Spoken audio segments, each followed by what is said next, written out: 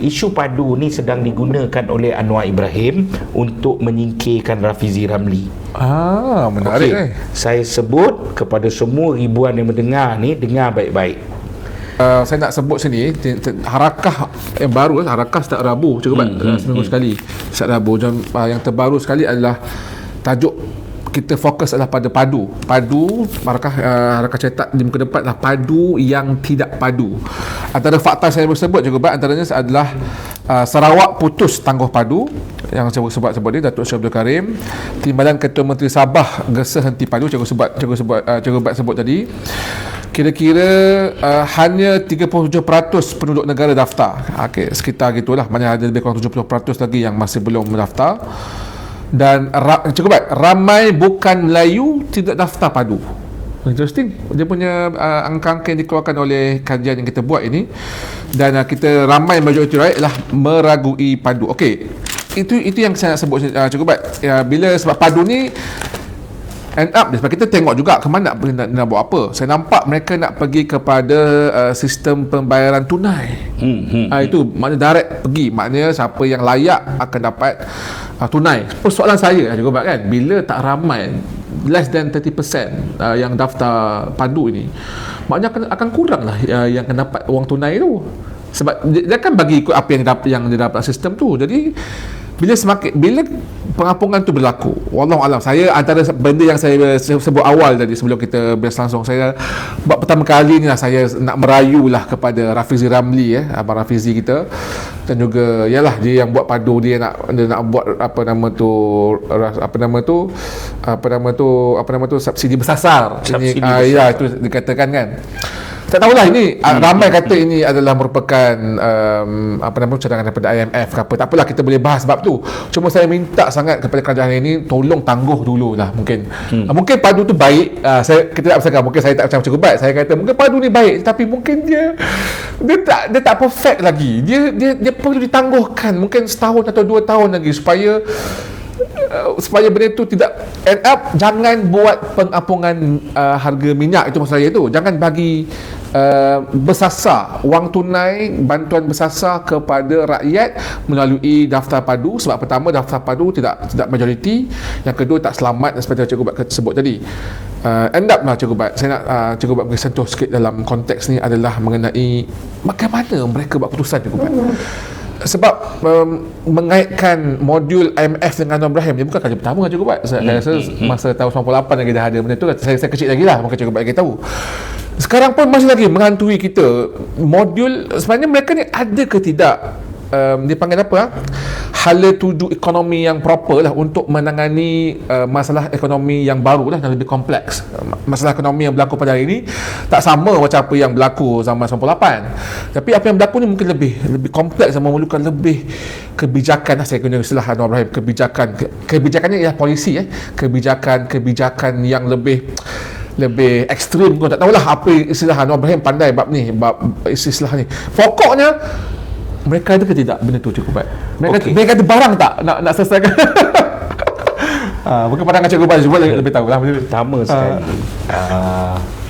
kecelaruan ni dah terlalu ni. Semalam kita lawan Oman, kita kalah 2-0. 2-0 kita kalah. Sehari sebelum tu orang kritik stadium kita lah kan? Dan akhirnya si Hanayo cakap okey. Gambar yang tunjuk pun cantik. Gambar yang ditunjuk gambar yang sebelum main. Cantik. Baik. Dan tiba-tiba sehari sebelum tu semua pasukan dihalang masuk padang. Dan semalam kita boleh tengok video yang tersebar di mana referee tolong betulkan padang. Okey, baik. Semua orang hala kepada artis PKR yang jadi chairman. Hala kepada Hanayo. Saya nak bagi tahu semua macam mana selalu ni kan. Yang sebenar buat kerja dalam organisasi ni CEO. Siapa dia CEO Perbadanan Stadium Malaysia? CEO Perbadanan Stadium Malaysia ialah Faiz Sanusi, di mana dia adalah lantikan politik. Dia ni setiausaha kepada Faizal Azumu, iaitu Timbalan Presiden Bersatu, lantik duduk dalam CEO jadi Perbadanan Stadium. Jadi Perbadanan Stadium ni jadi tempat lambakan orang politik ambil allowance. Mana tak buat kerja lah.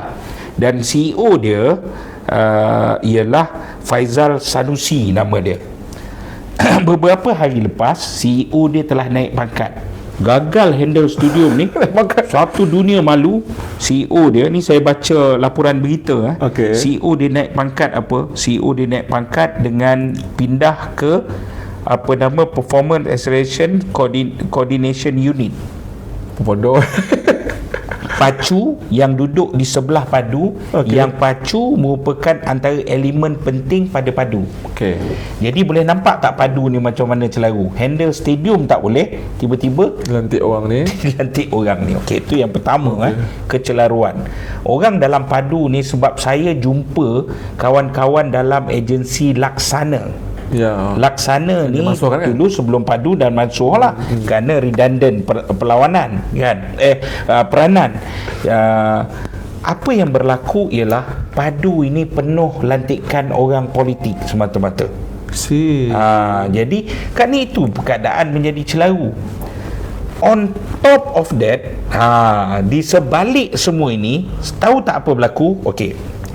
Rafizi buat padu, Nurul Izzah buat pemantauan madani. Mereka ni berlawan. Nurul Izzah lawan Rafizi ni bukan rahsia. Betul, zaman saya sebut sebab saya orang keadilan. Saya tahu kawan-kawan saya orang keadilan, Moreh duduk dengan orang keadilan kan. Jadi mereka ni berlawan. Cuma Rafizi ni mendapat bantuan daripada DAP, amanah dan sebagainya. Jadi padu ni bentang di kabinet, diterima kan padu. Selepas daripada padu diterima kan, and then berlakulah pelbagai pertikaian, orang tolak, Sarawak tolak, Sabah tolak. Minggu lepas Anwar Ibrahim umum apa, Rafizi Ramli kena bentang padu di kabinet. Saya pun jadi pelik adakah kabinet Malaysia ni berfungsi ke tak berfungsi? Hari tu yang dapat kelulusan ni dia tak bentang ke? Dapat majlis lah awal Januari tu kan. Anwar Ibrahim ni hilang akal atau apa kan? Kenapa pula tiba-tiba panggil balik Rafizi? Isu padu ni sedang digunakan oleh Anwar Ibrahim untuk menyingkirkan Rafizi Ramli. Menarik. Saya sebut kepada semua ribuan yang mendengar ni, dengar baik-baik. Sekarang ini kroni Anwar Ibrahim ni, ketua-ketua bahagian dalam Bersatu marah. Dalam Bersatu, minta maaf, ketua-ketua cabang dalam PKR marah sebab keliling Anwar Ibrahim ni semua kroni baru. Orang baru apa semua. Ini ketua-ketua cabang ni, ingat Anwar Ibrahim jadi Perdana Menteri, dapatlah makan sedap sikit kan. Tapi tak dapat, ketua-ketua cabang tak dapat, tertinggal. Otai reformis lah apa semua ni tertinggal. Jadi diorang ni mula marah. Jadi awal tahun depan pemilihan parti, Rafizi mula meniupkan kempen bagi Anwar jaga negara, Rafizi jaga parti. Jadi kempen ini disambut baik di bawah.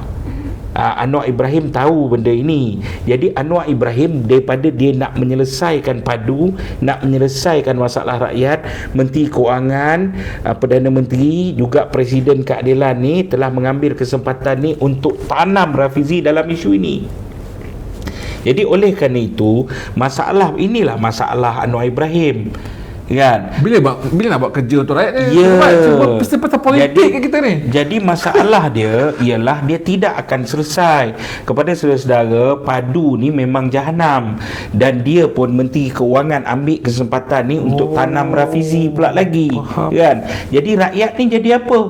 Yang kita yang kira duit shilling, yang kira apa ni semua jadi apa kan? Yang Anwar tahu ialah salah guna agensi seperti LHDN. Saya pergi ke dua hospital swasta baru ni atas beberapa urusan.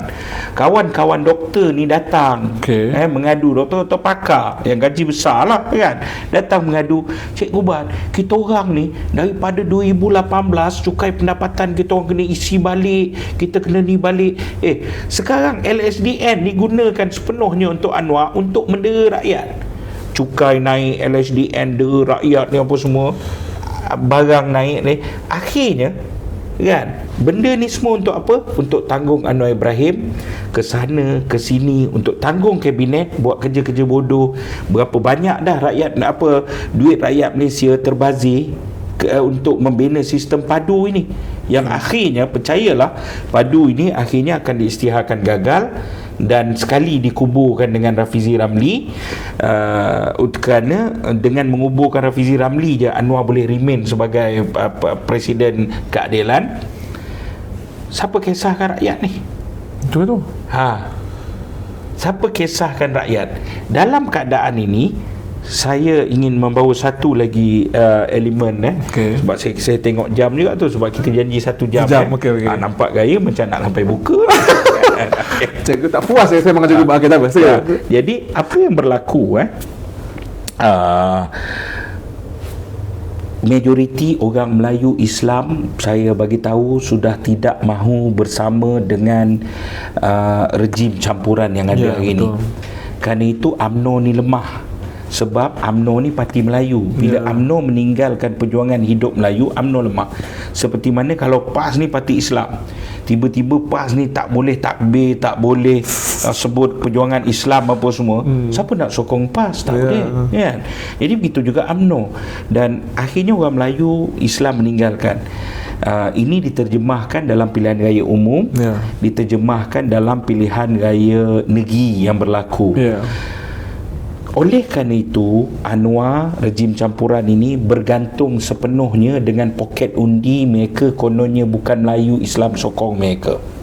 Ini kerana kempen perkauman rejim. Kempen perkauman DAP, kempen perkauman PKR, kononnya nanti undi PAS kena sunat. Bukan kita yang cakap. Dan yang benda ni masih lagi berlaku ketika ditakut-takutkan ditakutkan nanti Melayu ambil hak Cina apa semua kan. Ini kempen dia orang, bukan kempen kita. Kempen kita ialah pertahan, protect our right, and then kita mesti lindungi hak yang bukan Melayu deserve, seluruh warga negara deserve, kita kena lindungi. Itu kempen kita.